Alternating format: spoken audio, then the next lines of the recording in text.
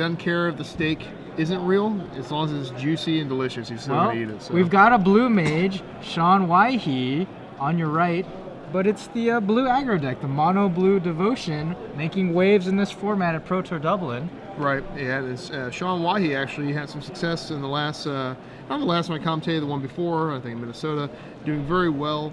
Obviously no stranger to success.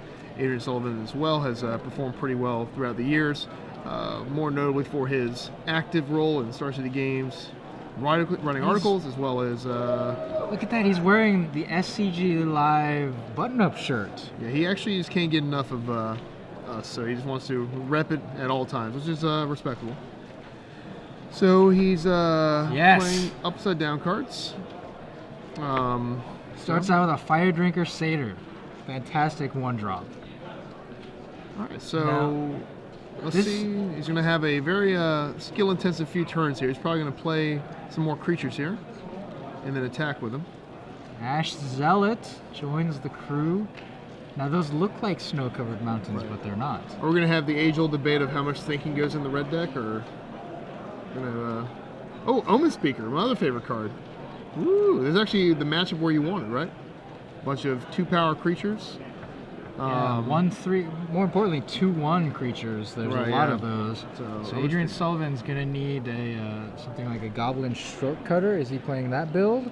Well, he definitely has a Mizium Mortar he can use on it. He's got Lightning Strike. He's got a few cards. If he has a burn spell, he's obviously going to dispatch this Omen Speaker. And the problem with the Omen Speaker, as you've seen, and the real weakness of the card is that it doesn't net you anything. Scry 2 is not the greatest thing in the world when it comes to wasting a card for it. But luckily, he's playing against the deck, the only deck where it actually has a real game, like in-game impact, where it has to be dealt with. This is the deck you wanted it against. I don't even, well, this one, because Adrian is actually on a Boros playing here, but the mono red decks are playing so many Falter guys, Fire Fist Striker, Goblin Shortcutter. Yeah. I don't know if that Omen Speaker would ever get into block, but here Adrian's gonna have to think a little, and his deck actually features Stormbreath Dragon, so he's got a bit of a late game that he can go over the top with. Yep, so he's gonna send him in and gonna pump here. So Sean actually makes his Omen Speaker do a little something here in this match. Yeah, eats the Fire Drinker Satyr and Adrian Sullivan's turn. Yeah, I think Adrian has another land, and then I think he has a Cackler in his hand. I think he has, I think I see a Cackler. Yep. Or see him come and play untapped. And here comes Mr. Cackle here. That was the sound of a Cackler, I think, right? Is that when it's unleashed? Is that the unleashed sound? That would be the next generation, right? For cards, is that they come with sound effects. Yeah. So Night Veil Spectre for Sean. Or for our last feature we did, where our player tasted his own cards. So maybe flavored cards. Taste it, yeah. Yeah, or scratch and sniff magic cards. I don't want to. Not the black ones though, because those have like decay and stuff on them. We don't want that. So we have mortars here to dispatch the 2/3. And this then is the thing with these aggro decks. He's playing the Temple, the Scry land, but I don't know about that for an aggro deck like that features 1-drops. It's definitely interesting. He's got more land. Oh, look how many land he's playing. He's playing a lot of land. He's playing 20. Let's see, 17, 21. He's playing 25 land in his red deck. Well, he's playing 2 colors. And he's playing 4 mutavaults. Yeah, he's going to need the I think if you're playing white, you're going to have to play 4 Temple. It's a necessary evil, and that's another advantage to the mono red deck. I think if he's playing, you can't just have 4, Sacred Foundries and call it a day. It's a little too risky. So it's kind of like the necessary must thing. So Adrian has a lot of things on the board. He knows I'm going to pick on him after this match when he comes to talk to us about his play choices here. Or is he hellbent? I think he's hellbent. I think so too. So hoping that the board can deal with this. He does have mana up to pump the Fire Drinker. There you go. So Sean Weihe 3, 4, 5, 6, 7 gives a 3 life. Not many things Sean can do here. Looking at his deck, I think he's on no outs. Master of Waves. Oh yeah, Master of Waves have been decent there. You're right. I think but Omen Speaker comes down. Master of Waves is another one of those things. Pro red. Pretty relevant ability there, right? I found that I think the protection, these new pro cards, when it either comes to Blood Baron from the last set, when we're talking about the Dragon or Master Waves, the pro color cards are really it just does a deck in, you know, like Very well timed, the Pro Red. yeah. But he does not have a Master of the Waves. He follows up the Omen Speaker with a Frostburn Weird. Well, luckily Adrian is just, you know, pretty much any card he draws is live here. If he draws any of his spells, he's going to win. Like even Pyromancer makes a creature, you know, not able to block. Boros Charm kills him. Lightning Strike kills him. Mizium Mortars with another land overloaded will do the trick. Or actually just put it on that Nightveil Spectre and that's it too. But right now, Adrian can't attack. He's going to have to just, unless he wants to send his one drop in. Yeah, he can attack with a Fire Drinker Satyr, just trade for any creature. Yeah. Most likely it would be the Omen Speaker. Yeah. Oh yeah, just throw that in front of it. So Sean's Mono Blue Devotion deck, this is the deck that Team Star City Games came up with for the Pro Tour. You can check out the coverage at teamstarcitygames.com for some interviews and some updates. This deck actually, 37 people played Mono Blue Devotion in Dublin. 17 of them went 4-1 or 5-0 for a 45% doing X1 or better with this deck on day one. Pretty good. That's very good. That is the best of any of the archetypes from the Pro Tour with 10 or more representatives. Oh, and there he is. No, that's a guy, Thassa. Scared me for a minute. I thought that was the Master of Waves. So Thassa here. But it's a creature. It's a creature. He is fully indestructible. With only 2 other creatures out, that Nightveil Spectre really does the trick. Oh. There you go. Adrian Sullivan going big in this deck with Stormbreath Dragon as opposed to something like Fanatic of Mogus. It's a pretty good draw there. It's there. But like we said, there's a lot of cards you could have drawn there that have been very good. Obviously, that's Fuse. one of the best, though. Yeah. You could just draw a Lightning Strike and that would be it, or Boros Charm. 7 of those cards just kill Sean on the spot. Well, you gotta find something to deal with 2 flyers. Yeah, looking at his Sean. list, he has nothing. Yeah, he's got Cyclonic Rifts, 4 of them, but not enough to overload. Yeah. So he's dead to the 2 flyers unless he finds an answer, and yeah, he scoops them up. Yeah. Adrian had a pretty good. Well, I mean, his deck does what his deck does. You know, plays a lot of things. So, attacks on. He scooped it up right there, basically scrying on the stack. On Moto, does it still reveal the scry to your opponent when you do that? Because I know there was a bug where if you're in the middle of looking at cards in your library and then you concede, it will reveal those cards. Oh. Because it's like a kind of pseudo zone on Magic Online. Oh no, I don't think so. I don't know. I have actually never been in that situation. Interesting though. So it looks like Sean's going to go to the board and he has Sensory Deprivation. 3 of them, or 2 of them. It's a funny card. Obviously going to come in this matchup. He's also got a Voyage's End, a Rapid Hybridization. I don't know if Rapid Hybridization is good in this match. I probably wouldn't bring that in. I wouldn't want to give, even though the Dragon is a nightmare, do you think he wants a second one of those and give his opponent 3/3s instead? Oh, it's kind of tough. He's going to bring in the extra copies of Tidebinder Mage, though. Yeah, those definitely are very good. All right, so Paul Ritzel in Pro Tour update, he won his match, so he is X3, and he may be locked for top 8. So we're trying to keep tabs on the Pro Tour, give you guys updates when we get them. But here in Milwaukee, we have Adrian Sullivan versus Sean Weihe.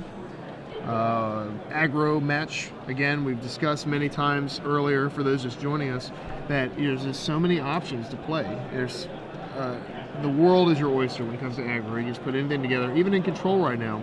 And I like oysters. Yeah, oysters are good. I don't like them raw though. It's kind of like a snotty come like on. texture. Yeah, it's kind of like goopy. You can't cook oysters. You gotta steam those things. Come on now. We're not cavemen anymore. Even they had fire. Let's go now. Gotta cook some stuff.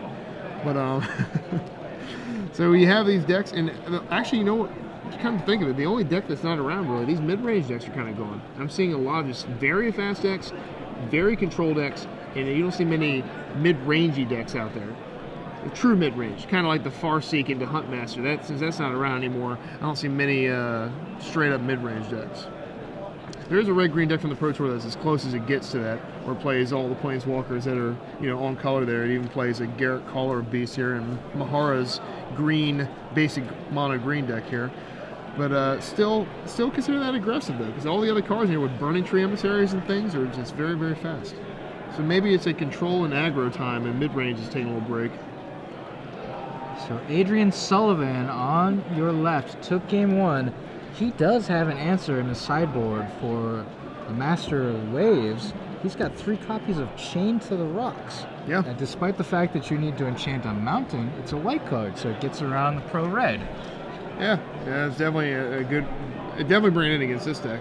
It deals with Nightvale Spectre also, which is kind of a Frostborn Weird, which is a 1/4. A lot of his burn can't touch that, like Lightning Strike. He has 3 Shock in the board. I've been seeing Shock everywhere. How is Shock, I wonder? Shock is a very good card, especially in these kinds of aggro mirrors. You want to have a 1-mana answer that will normally take out a blocker.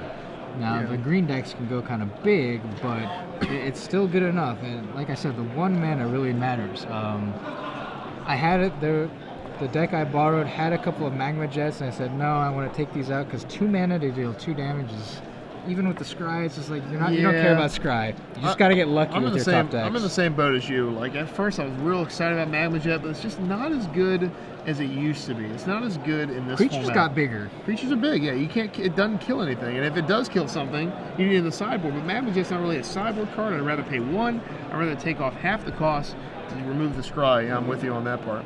Yeah, if you're going to board in an extra spell to deal with opposing creatures, it's Mizium Mortars. Yeah. Just want to go straight for 4 and have the potential of blowing about with an overload. He also has 1 copy of Tajik, Blade of the Legion. This is indestructible. 2/2 that gets +5/+5 when you get your battalion together. And that's a fantastic card too, because it's indestructible. So the turn you play it, it basically blocks anything in the aggressive mirror. Also, it's invulnerable to Supreme Verdict. So it's got a lot of upside to it there. But then again, you know, when you're paying 4 mana in a red deck, you're definitely it definitely better do a good amount of work for you. So right now they're doing their mulligans. Looks like we have Sean mulliganing.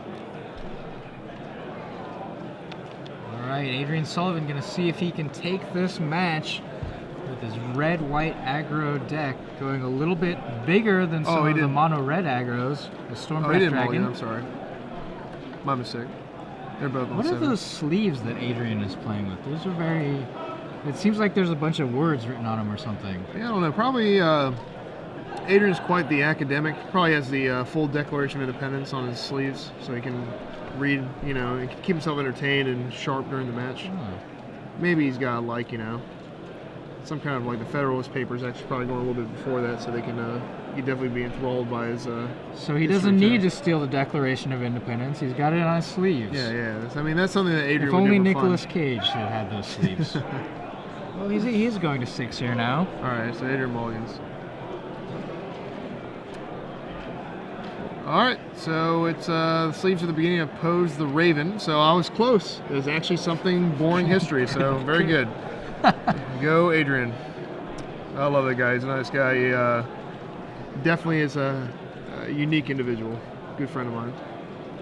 So we have Sean here with a Mutavault as a second land, and he's going to be playing the Omen Speaker. Which pumps the Cloudfin Raptor. This reminds me of like a limited match. It basically played a worse Frilled Oculus there, getting this the blue evolved deck going. Let's see what happens here. 1 on top, 1 on bottom. Optimal, if you will, right? Keep a good one, drop a bad one. I like shipping both to the bottom. Do you? Yeah. Just hoping for the next card to be magical? because the next card is going to be much better. Yeah, look at Omen Speaker do work against the red deck here. It's funny, again, like, if you had to pick, it has to be against the red deck, because, like we said, the other aggressive decks utilize 3 big. power. Yeah, they're just too big, and the Omen Speaker does nothing. Basically, a mulligan to 6 when you play it. But against this deck, it's obviously very good. So in comes the Little Drake. And then we have not quite enough devotion for the god to come to life here. Need 5, got 3. Still gonna scry, and Adrian Sullivan, already his offense is stymied. Cannot get through an Omen Speaker. Doubles down on Ash Zealots to get 2 damage through. That's a card that got a lot worse in this new set anyway, I think, as well. Just the flashback being gone, so it's Snapcaster Mage gone. Because Ashzilla was definitely a powerhouse against those decks. Lingering Souls. But now it's just a 2/2 haste 2, which isn't too bad, but you know. The first strike? First strike. The graveyard just, you know, I missed the graveyard ability on that card. Ooh, an Abidant. Oh, wow. We're drawing some cards here. Which makes its master Thassa into a creature. Sean attacks with all 3 creatures and picks up 3 cards off the Biden's triggered abilities. This card, when spoiled, I put it on my first article saying that this is going to be a card in Standard. Not particularly in my deck, but it will be a card because having that, it says draw cards on it. Yeah. It's 4 mana. It's Edric, as a lot of you EDH guys know, or excuse me, Commander guys know. And that ability on Edric makes it a card, and this card is an artifact, all hard to remove already. It's double blue, so it fits the devotion curve, and is definitely potent. I mean, I'm not gonna, you know, insult anyone with intelligence by saying that I knew this card was gonna go in a devotion deck. I just know that when a card says draw cards on it, it's gonna be played. And the activated ability, not to be dismissed, if you get into a standoff, you can force your opponent to attack, which you can either you know, make some favorable blocks to kill some creatures, or just kind of get all of your opponent's blockers out of the way. Oh yeah, yeah, definitely. I think if I'm Adrian here, you have to tag with all 3, and it sounds awful, but you're not going to win this game holding back and blocking an Omen Speaker to stop him drawing a card here. No, because Sean at this point has such a big advantage, and now Voyage's End to get rid of the blocker, activates a Mutavault, attacks with 4 Voyage's creatures. End is Scry, right? Bounce creature Scry. Yeah, but the game's over. I was wondering if it was or not. Just get my new card. It does, yeah, it does Scry 1. Okay. All right, so Sean Weihe taking Adrian to game 3. Now Adrian is in his spot where he wants to be. Game 3 on the play. He needs a hand with 1-drops. I think in this matchup, as you saw, if you're first place on turn 2 and then he plays guy, indestructible guy, you're in trouble. Like, so I think definitely on the play is where he needs to be at. Sean Weihe's match comes down to, on the draw, I think a Frostborn Weird on turn 2 is where he wants to be, stopping any offense that Adrian will have, because he just can't kill that guy. He needs a Mizzing Mortar to kill a Frostborn Weird. Otherwise, it's sitting there putting up the wall, putting up the defense.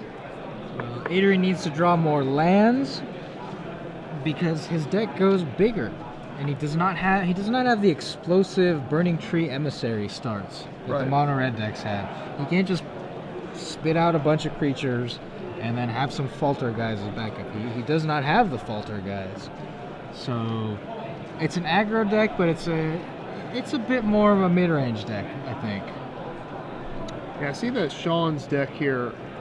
And we mentioned earlier when we were talking about new standard, how this mono blue deck, and I think adding blue to your deck when you're an aggro deck adds a dimension that makes you more potent against the aggro decks. He's weak to Supreme Verdict, but he's going to be stronger against the aggro decks. Look, he has Cyclonic Rift, he has Voyage's End that we just saw right there, he has 3 mana 5/5 indestructible creatures. He has evasion creatures. Then he has a pro-red creature, all because the blue adds that different dimension to the aggro matchup.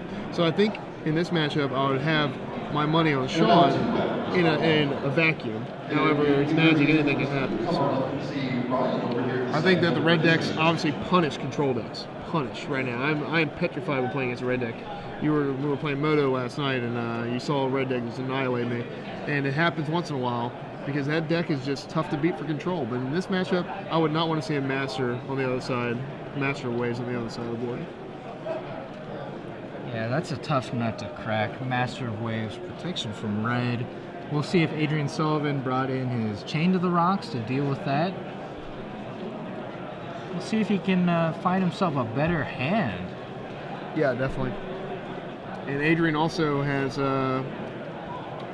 multiple Mizzing Mortars that can deal with the other guys. So he has options, he has outs. But Sean's deck is just great. He has 4 Tiebender Mages after sideboard. That's a lot. It's a lot of good stuff. And Sensory Deprivation is a surprisingly good card in this matchup, I think. Yeah, a little surprising that he's playing that over the Claustrophobias that were favored in the Team Star City Games build. Claustrophobia has to be better because it's 2 blue. The Devotion involved in it too, and they can't just chump block either. Your creatures is just tap for good. So All right, so Adrian's mulliganing.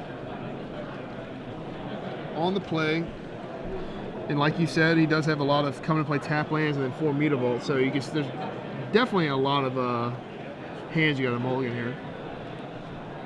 So we got news that Sam Black should be locked for top 8 in Dublin.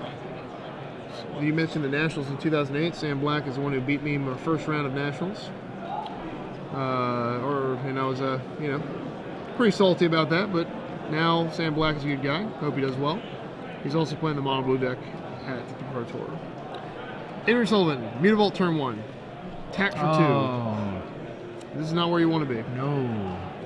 I want to be playing creatures. Oh, I see a Boros Charm in his hand. Boros Charm is just terrible in this matchup, I think, don't you? You can't hit any creatures.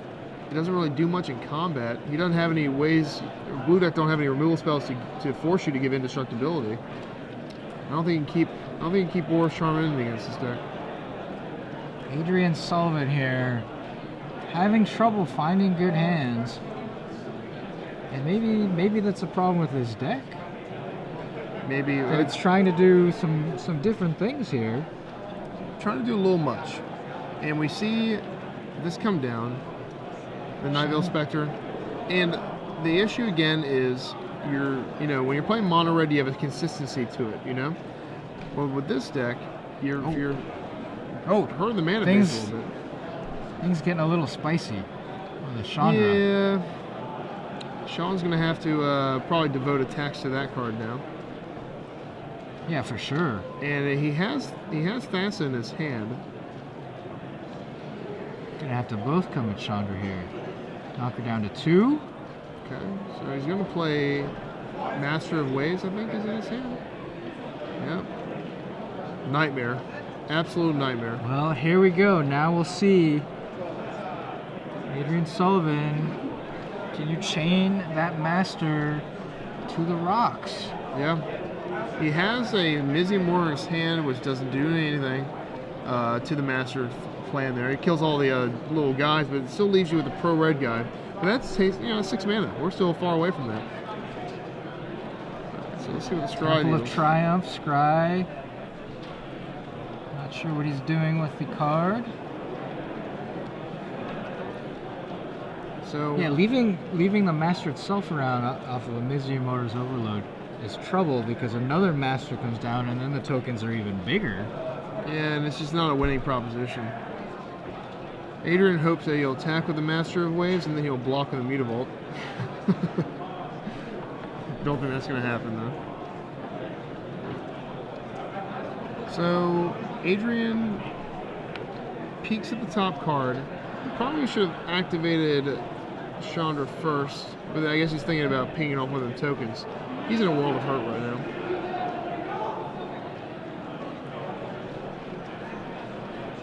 So let's see. The tide has turned here for Sean Weihe.